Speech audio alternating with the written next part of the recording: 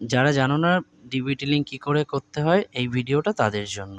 সর্বপ্রথম গুগলে গিয়ে NPCI লিখতে হবে, তারপর প্রথম অপশানটায় ক্লিক করতে হবে। উপরে যে 3টে লাইন দেখতে পাচ্ছ সেখানে ক্লিক করলে এরকম একটা অপশান আসবে, সেখান থেকে কাস্টমারে ক্লিক করতে হবে।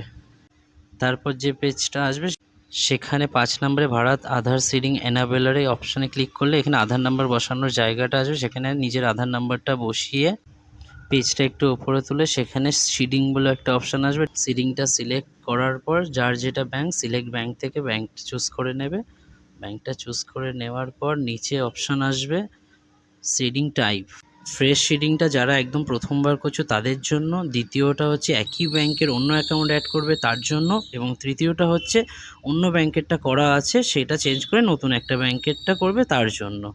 আমার যেহেতু অন্য ব্যাংক অ্যাকাউন্ট অ্যাড করা ছিল তাই জন্য আমি চেঞ্জ করে নতুন অ্যাকাউন্টটা এবার বসাচ্ছি।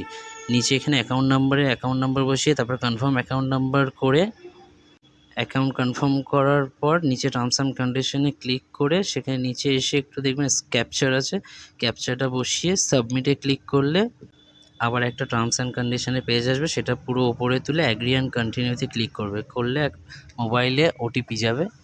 ওটিপিটা বসিয়ে কনফার্ম করলেই আমার যেহেতু আগের একটা ব্যাংক লিঙ্ক ছিল সেটা চেঞ্জ করবে, তাই কনফার্ম অপশান চাইলো।